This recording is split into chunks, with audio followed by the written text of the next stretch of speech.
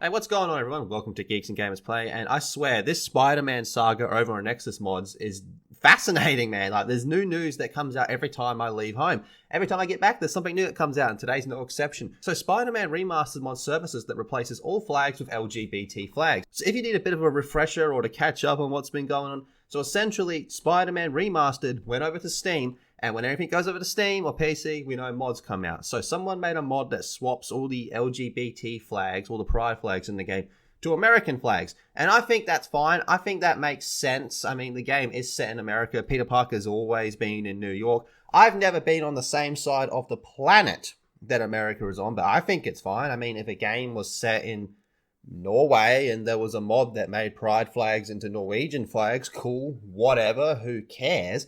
And the thing is, though, is it being a mod, you do not have to download it. But the person that made this mod that swaps all the pride flags with American flags got his account banned over on Nexus mods. And then Nexus mods came out and said, if you're against this decision, fuck off, delete your account, which is always good to do, isn't it? So with that said, not long after the Spider-Man Remastered controversy over a mod that replaces LGBT flags, another mod surfaces that does the opposite, replaces all the flags with LGBT flags. So this new colorful New York mod replaces all of the game's stars and stripes flags in the official flag of the United States for the LGBT or pride flag for when the modder notes it's a more vibrant New York.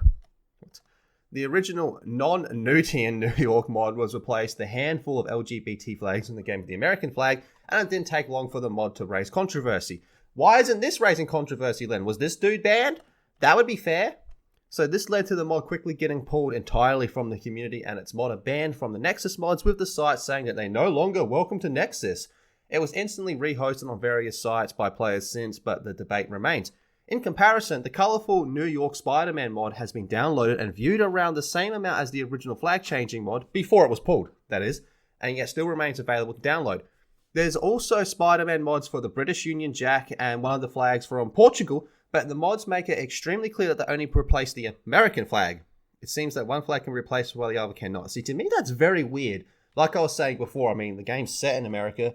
That's fine if the game was set in Sweden and they made a mod that changed flags to Swedish flags. Who the fuck cares? And if you're that against it, just don't download the mod. You don't have to. It's interesting to browse Nexus mods for other mods that might raise controversy, like slavery mods, the literal hundreds of nude and or sex mods, and several versions of killable children in Skyrim. This is what I've been saying through this whole thing.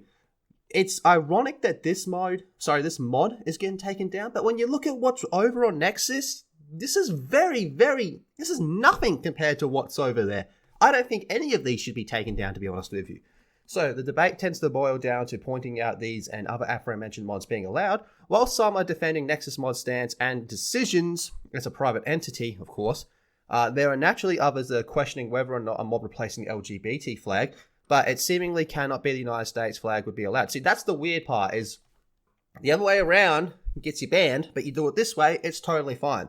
In my opinion, neither should be getting you banned. Neither mod should be taken down. If you don't like it, just don't download it. It's your game. You don't have to mod it with every mod on the site. You can put whatever mods you want.